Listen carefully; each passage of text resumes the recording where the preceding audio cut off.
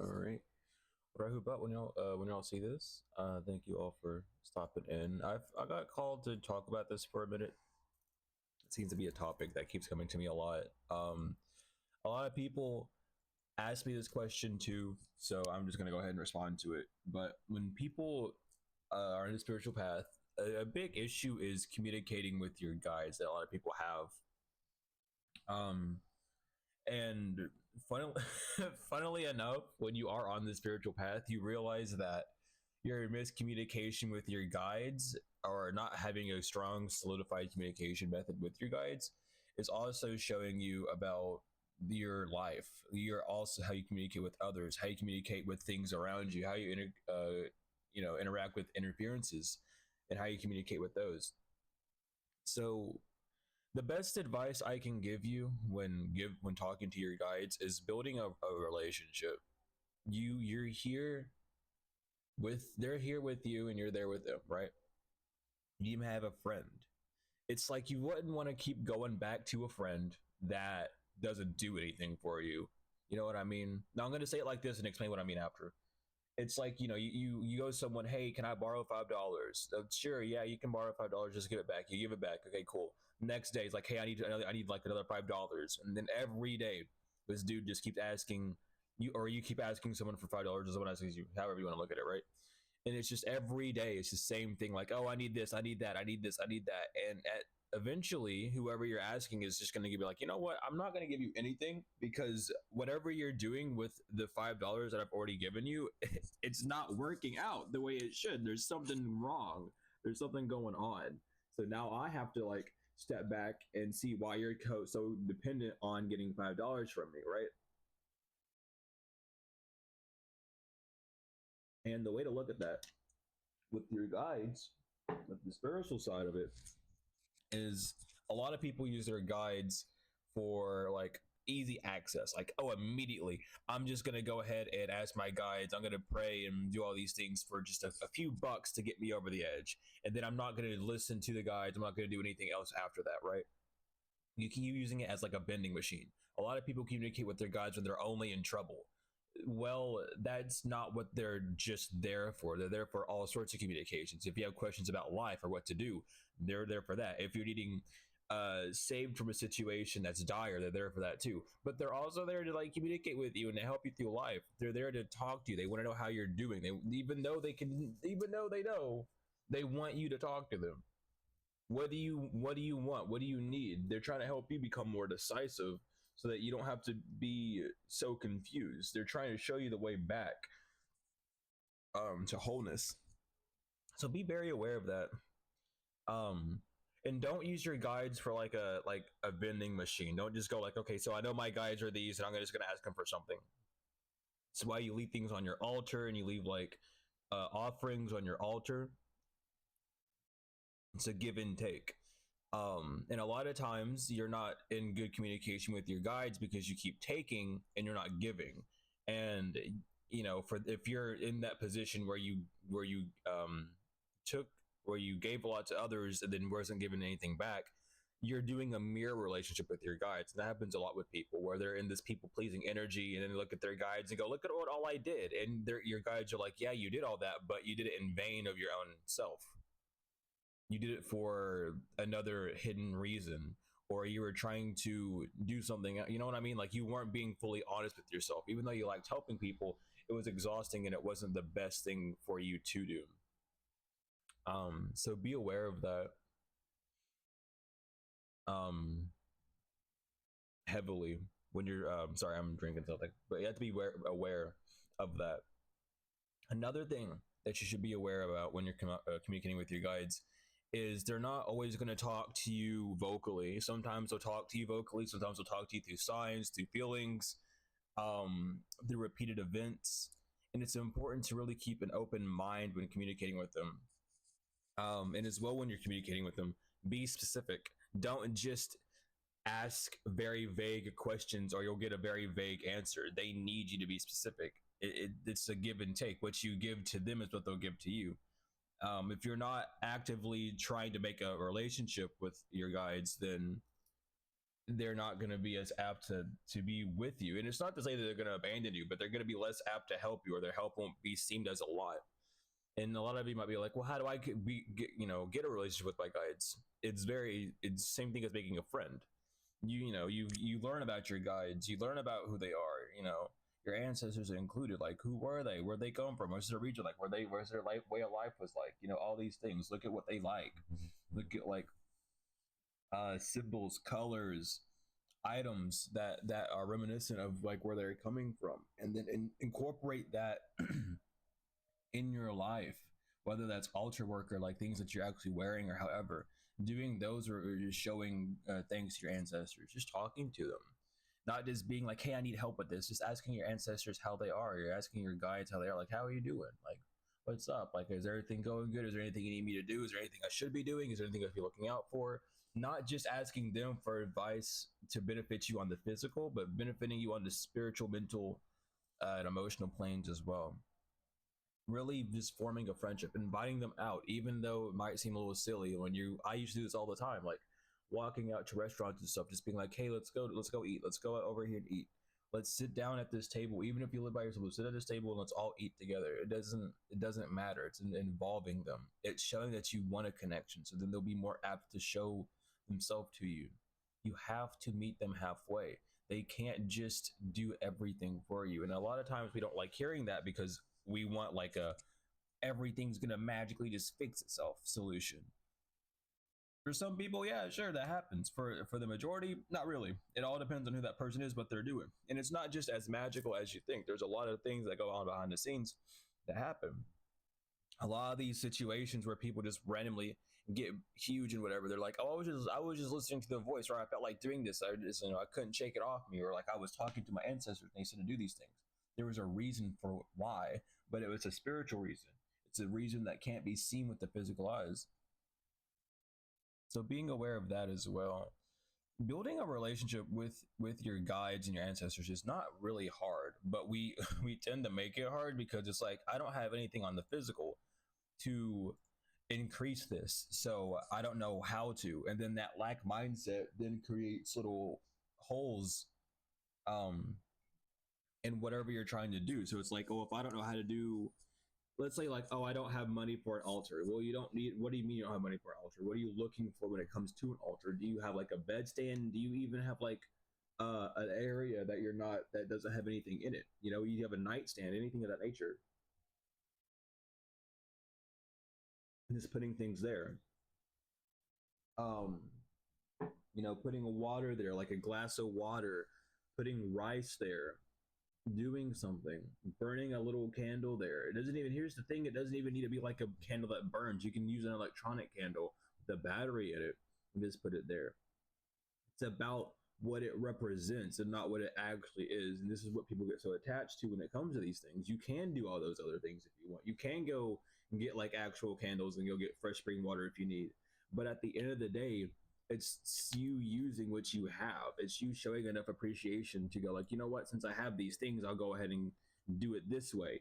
And then this will be my way of showing thanks to you. This will be my way of XYZ for you. Doing it that way. Really respecting, like if you would do it for yourself, do it for your ancestors as well, right? Basically. It's not, you kind of have to think like that when working with them, because a lot of people want to have this very strong, very connected relationship with their guides, but they're not going that extra mile. The extra mile is not being shown, and the extra mile doesn't have to be long and treacherous or done all at once. It could be done in small intervals. It doesn't have to be like instantly solved, or like I need to go out and go buy all these supplies right now. No. You can just write things on paper and put it there, write notes to your ancestors and things of that nature. There are so many ways to work with them. I'm not going to go delve into all of them, because it's important for you to do your research, and however you're wanting to communicate with them is up to you. So ask yourself these questions. How do I want to communicate with my guides? Because I can't tell you. At the end of the day, I can only give you what my guides know what to do for your situation. And that's the same thing if anyone else tells you something. They want to go like, oh, your guides told me this. No, their guides told you how to guide them. Most people, you don't hear it from their guides. Even if you all share the similar guides or similar goddesses or gods, deities that watch over you, they're not giving you that message for them. They're giving you a message that you can convey to them that would help them. It's not the message they need to hear, but it's something that's going to lead them down the path of it. Because a lot of times when you're in that energy of like, oh, I hear that your ancestors are saying these things, not only are they saying it to the other person, I mean, not only are they saying it to you, but whenever you say that to the other person, when you convey that message to them, their ancestors are able to like go in and show them like more of what you meant. And it's like, oh, I get it. This is why people, when you say something to someone, they get an idea or a thought that makes no sense to you, but makes perfect sense to them. It's because their guides are explaining it to them for their reasons, for what they need, for how they're feeling, rather than what you're getting. And this is where the spiritual ego loves to like grasp on and be like, no, but their guides told me all these things. It's like, yeah, but but it's like, how do you know it was 1000% for them? Or are you just falling for the unconscious trap of being like, well, since I'm being told information, it has to be it? You know what I mean?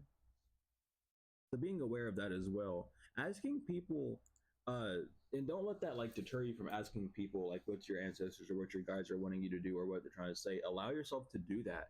But when you get that answer, be sure to move with it. Move in that energy so that your guides and your ancestors can guide you even down the path even more. Because not everything is going to be revealed at once. Not everything is going to be revealed at once. It takes time. It takes patience. So you have to have that patience with yourself. You have to have that relaxation in the unknown of, I've been given this advice, so I might as well walk with it. Don't question it too much. Don't overthink it. Don't stress it out. Another good way to connect with your ancestors, go outside. Seriously, go outside, go to a tree, root work, put your feet in the grass or in the snow. Go outside and get in the snow. All of these things that we have outside, our ancestors also had. If you want to connect with them, go outside. It's a lot easier to hear things when you're outside. You're not boxed in. You're not hearing reverberations from a wall anymore. What you're hearing is an actual echo of the reverberations of it just hitting air, hitting a more pure substance, not a less solid substance, I should say. Going in the sun is well. Going out in the sun will really like clear up blockages inside of you. It allows you to open up your system more. But doing so, even though it may be cold or snowy where you're at, I'm not really sure. Doing that will really help. And if you can't do it, sit by a window that has the sun pointing at it and just look outside. Allow yourself to really just um, zone out, per se, in that energy. Meditation is going to help. And a lot of people struggle with meditation because they don't go in with an actual reason. They'll go, okay, I'm going to meditate. I'm going to turn on this track. I'm going to meditate. Okay, what are you meditating on? No, a lot of people fall asleep during meditation because they're not having a specific route they're wanting to go on. A lot of people's ADHD kicks in really hard when they're meditating because they're not going in for a specific reason. What are you wanting to meditate on? Oh, I'm wanting to heal. Okay, from what? Because after you say, oh, I want to heal, now you're going to get a bunch of shit coming at you at once. It's like, well, none of this stuff is what I wanted to heal from because you never said it. Set the intention. I am going. If you don't have to say it out loud. If you're gonna say it in your head, say it loud. Say it bold in your head. Okay. I've experimented with it a lot. There are times where I'll say it out loud. There are times where I'll say it in my head. But if I say it in my head, it has to be bold. It has to be loud. It has to be direct. And I say it a few times as well to get it sunken in. But really, like, okay, so let's say you're wanting to heal from trauma. Let's say you want to heal from relationship trauma, but you're like, I just want to heal from relationship trauma. Okay, from who though? Are you wanting to heal from just any sort of relationship trauma? Because when that book opens, any page will be shown to you. Or are you wanting to heal from a specific relationship? Well, I want to heal from my ex relationship, like the relationships that I had with my ex lovers. Okay, so then how many ex lovers did you have? Which one do you want to heal from? Can't remember the name? Remember the actions that were done. Remember the emotion that was felt. Solidify that, and then boom, you'll automatically just flip to that page. You'll know what page that is, but you have to walk in with an intention. And when you're meditating with your guides, you can set the intention for like, okay, I want my ancestors, I want my guides to come through. I want them to show me the messages I need to see. And you might slip into a dream state. You might just get shot up to the astral. You might, see all these other things. But take note, not only of what you see, but how you feel. Have pen and paper with you. You don't have to do it with your eyes closed. You can sit there and really just contemplate and have a deep introspection. You can write notes and journal and script while you're in that energy as well, and then it will just come out naturally. Reread over it, all these things. A lot of people don't realize that, but that's what's going on. When you make a movie, when you're writing a book, when you're writing a song, when you're doing anything that involves your energy being put into something, you're in that meditative mode. Whatever's being drawn out of you is part of you. Whether you are fully aware of it or not, you're pulling it out of you. It's either being put into you by the big funnel above and dropped into you, or it's literally being pulled from like your deep traumas or what's been pushed down deep inside of you to be released. So understand that as well. Just connect with your guides, especially if you're having trouble with art. Ask your guides like, what art should I do? What would you like me to do? And then do it. Asking your guides, what's the best way to go with this? Asking your ancestors, what's the best route? Like what kind of art would you want to do? Asking your guides yourself, what movie should I watch today? What should I get to eat? These things, not just to depend on them, but to allow them to have a say in your life. Doing these small things will get you in the energy of being like, oh, so okay, since I'm getting answers from them from these small things, and I'm asking their opinion for things rather than just everyone else and getting my mind twisted up, I'm being told what I need to do and not someone's opinion of what I need to do. Even though that opinion may be helpful and lead you to what you need to do, you're getting exactly what you need immediately. Doing that's going to build a stronger connection with your guides. They're going to be more apt to help you. They'll be more apt, and it's not that they'll be more apt to show you signs or to be more present in your life. You'll just be more receptive to it, but you have to start practicing it. So start off small. Just wake up, next time you wake up or next time you want food, ask your guides, what should I get to eat? And just let them talk to you and be like, hey, go get this. What are you wanting to eat? Well, I'm wanting this to eat. What should I go? Where should I go? What would be the best place for me to go? Where does my energy need to be sent to right now? Or where do I like where does my energy need right now? Just doing those things. And then when you get in the hang of that becomes part of your natural process to where you don't even need to ask questions anymore. You'll just be so knowing of who you are and how to work with your ancestors in that realm to where you'll have newer problems to be like, okay, so since I already know what I'm going to eat and I already know my plan for today, um when should I do things? Let me know when I need to come off a break. For me, whenever I'm like taking a break from something, my guides will come to me and be like, hey, you should do this now. And I'll be like, okay, well, I got you. I'll do this now. It seems spontaneous, but it's not. It's spontaneous to us on the 3D because we're so used to things being put in the blocks of time, blocks of like, you do 50 minutes for this and 30 minutes for that, but your guides will be like, hey, why don't you just do this for ever long as it lasts, and then when it's done. We'll go on to the next thing. Maybe you'll rest, maybe do something else. Focusing on it like that, getting into the flow of life will help you with your guides as well. Talking better to yourself as well, not saying that you can't do anything, not saying that you lack things, not saying that you're stupid or all these other things will help your ancestors be able to talk to you. Because when you put that much negativity in your field, your guides can't really talk to you as much. Well, they can, but you just can't hear them as much. They're very quiet as they are, because our senses to them have been deafened and dumbed. The louder that you hear your guides, the more in tune you are with them, and they're not always going to scream in your ear. So be aware of that. But when they talk to you, it will be something that will catch your attention easier than just not having that full connection.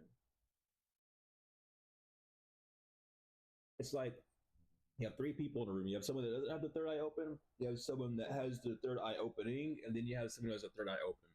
Every one of them are going to receive everything differently. The one with the third eye fully open is going to perceive things that the other two can't. The one who has the third eye opening might receive some things that the one who has the third eye open all the way will receive, and stuff that the dude who doesn't have his third eye open will receive, and then the person who doesn't have a third eye open is going to think both of them are fucking crazy. It's that same energy when you're not in the energy of being receptive, when your body is shut down from that, when you're not trusting yourself, when you're not seeing the signs, you're not allowing those signs to talk to you and be signs and communicate with you to push you forward, then you end up going into this backwards energy of where you're wanting a connection but you're walking further and further away from it. So pay attention to that heavily. They're always talking to you. They're always trying to communicate with you, but it's up to you to pick up the phone. If you hear your ancestors trying to talk to you and you're like, "Oh, I can't hear it," and you start struggling, just focus on what you're hearing. Don't struggle. Don't be like, "Oh, I need to hear this now," and put so much force energy into it. Just focus on it. Relax. In whatever ear you're hearing it in, whatever direction you're hearing it in, spread your awareness out there like that. That's you sending your signal out, and then they'll grab it and they'll communicate with you. Sometimes it'll be louder, sometimes it won't be. Sometimes you'll get into that energy and you'll get shot right up to the ship immediately, and that scares you. So you open your eyes because you aren't fully ready yet, right? That's okay. Just keep doing that. Keep allowing that to happen. Ask your guides to give it to ship you to the get you to the ship, or to show you these things easier so it's not immediate, because they know deep down inside how desperately you want to have this communication, this contact with them. So they'll send you up immediately, but if you are not actually fully ready for it, it will shock you, and you'll open your eyes up and you'll have to do that whole thing again to get back in there. So be sure to tell your guys, like, get me in here, show me that it's safe, allow me not to be so scared, allow me to do all these things I need to do. Working with astral projection will help with that. Working with controlling your dreams will also help with that. It's just the fear of leaving the body that a lot of people have, because we're shown and seen that all we have is this body when we're way more than that. So don't be afraid to slip into those states, and to see things for what they truly are instead of being afraid. Because again, that's going to also help your communication with your guides. Because then when you see them with your eyes and you realize that they're not these balls of light that people like to say they are, and they're literally just people out there on ships and planets, don't take my word for it. You can do what you want. I'm just saying. But when you realize that they're actual people, like beings like us, just out there, you become less scared. But because that goes against what you were raised to believe, or because you only see them in the form of light, due to that, being an easier way of communicating, that's how they show themselves, usually is in forms of light. But they're beings, they're human just like us. Once you leave that mindset of like expecting them to be something so spectacular and otherworldly, it gets less scary, because it's almost like a denial that you go through of like, "Oh, they're not what I thought they were, so why would I, why, that's not what I wanted to see then." It's like, well, then you'll be stuck seeing them in the way that you're wanting them to, not really getting a greater understanding of who they are. But don't be afraid to send your signal out. Whenever you focus on something heavily, when you focus on a question, when you do that and you send your awareness out and you feel that energy being sent from your temple, from your third eye out, when you feel that, just know that you're sending your signal out for them to pick up. Now, of course, that signal can be intercepted because of Wi-Fi and 5G and all these other things. But when you send it to your guides, to the divine, to your ancestors, they will pick it up and they'll talk to you. They will. It's a full thing. Don't worry about anyone else intercepting it. That's just going to be bound to happen. That's what happens to everyone day to day. Don't be someone who freaks out about it just because you know about it. You didn't freak out about it when you didn't know, but it was happening even more when you didn't know than it does now, because now you know how to intercept it. Now you just, "Oh, since I know this is real, let me just intercept it." Hyper consciously or subconsciously, you know this and you do this. But until you start realizing it on the conscious plane and really being aware of it, it's going to keep you in like lower vibrations, or like a stagnant energy of doing things on a higher plane. So just, you know, being aware of that, but practicing as well, feeling your etheric body. Practice laying down and just feeling like lay your hands down, when like lay down, relax, and then with your mind move your fingers. Like don't move your actual flesh, but focus on lifting like your pointer finger until you start feeling another layer of you. That's your etherical body lift up. That as well will open up your consciousness and show you like, oh shit, I am more than this body. And it's not just people telling me it and me just believing it. Now I know because I've had this experience. It's not going to be, it's going to take training. Just train yourself to do that. Right, but that's for astral projection, and some people just don't have the receptors to do that this lifetime. So don't worry if you can't. For the ones that can do that, and that will get you aware of like other things. That'll get you easier. You'll be able to astral project easier. You'll be able to go to different planes easier. You'll be able to control your dreams easier. You'll be able to talk to outside forces easier. All these things, but all in all, like however you communicate, because communication is just not by word. Communications with your sense. It's a sense. It's touch. It's how you receive things, like talking, touching, tasting, seeing things. Every sort of communication. Practice on seeing that on a higher vibration, in a energy that's far more than what you're expecting. And it's not in the sense of like, oh, I'm expecting $1 million, so it's going to come in tomorrow. No, no, no. We're talking about this on a spiritual sense. Experience the divine and how they communicate with you and how they communicate with others. Don't just think of it as it's going to be like a one and done thing. They have infinite ways of communicating to you, and they will use any way that they can to communicate with you that will make you feel better. So explore that way. Explore those that like area, you know. Practice journaling though heavily, because a lot of times you receive things that will come out within journaling. So just journal, just create art and look at the art and let the art speak to you. All these things, that's where you'll really start hearing the divine. Certain songs that you just randomly listen to, they'll talk to you through that as well. There's so many ways, but just pay more attention, be more conscious, have more determination with your actions when you're doing these things. And that's where you'll be able to have a better communication with your guides, with your ancestors, with the beings that you're willing to talk to, with Anunnakis. But I hope this helped. I just felt like doing this. I woke up and they said to talk about it a little bit. Um, but I love you all, to the moon and back, tenfold and forever. All the links are in the description. Thank you all for all the support. I will see you all later.